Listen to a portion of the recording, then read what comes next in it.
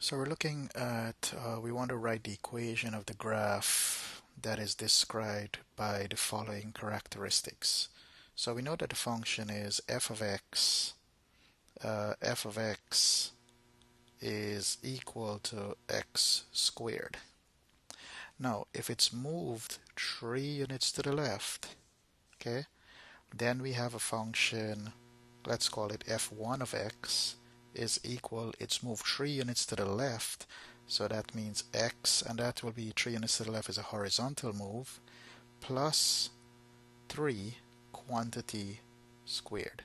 So this is moved 3 units to the left. And now we have 7 units upward. So let's call that f2 of x. I don't want to call it f of x because f of x is x squared. Will be exactly what we have, x plus 3 quantity squared, and 7 units upward will be plus 7. And this here is moved 7 units upward, and that's a vertical movement. And now the function is reflected, okay?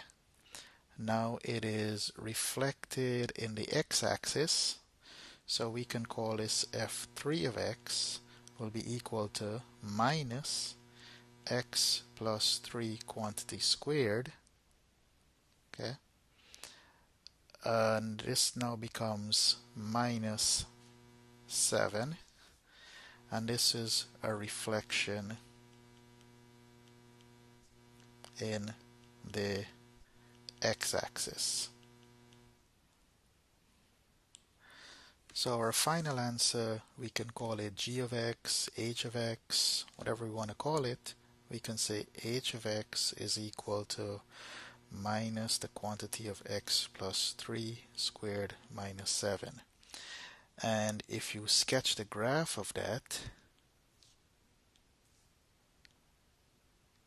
okay, the first thing we notice we had x squared, so we can think of this as x squared, and then we move that 3 units to the left, so 1, 2, 3. So our graph looks like this, and this will be x plus 3 quantity squared, and then we moved it up 7 units, so now our graphs looks like this, and this will be x plus 3 quantity squared plus 7, and then we reflect that, so the reflection will be now in red, so your graph would now come downwards, and this will be the graph of minus x plus 3 quantity squared minus 7. Okay. We're now asked to identify the parent function and describe the sequence of transformation of t of x.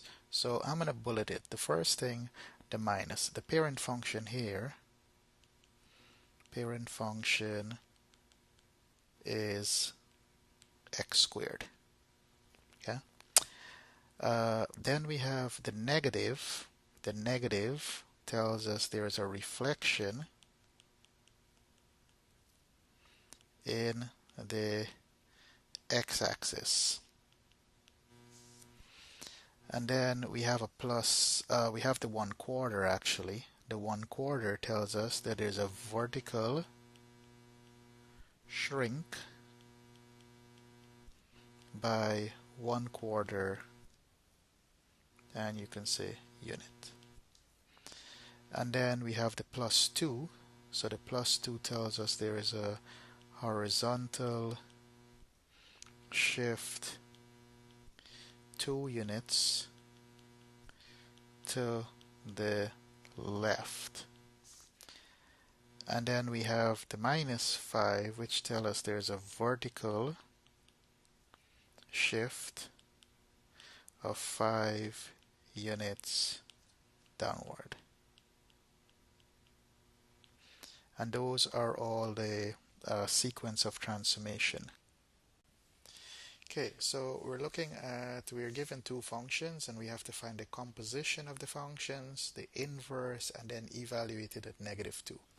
So the first thing I'm going to do is, let's break this in. I'm going to find what is f composite g of x. So f composite g of x will be take f of x, so that will be minus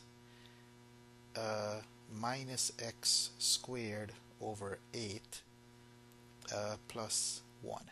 So basically what I've done here, I've taken the function f of x, okay, and wherever I see x, I plug in g of x, okay. So simplifying this, f composite g of x will be equal to minus x squared over 8 plus 1. So this is the first part. Now we'll find the inverse. So what is f composite g inverse x? So we'll start out by writing it as y equal minus x squared over 8 plus 1. Then we interchange x and y, so x is equal to minus y squared over 8 plus 1.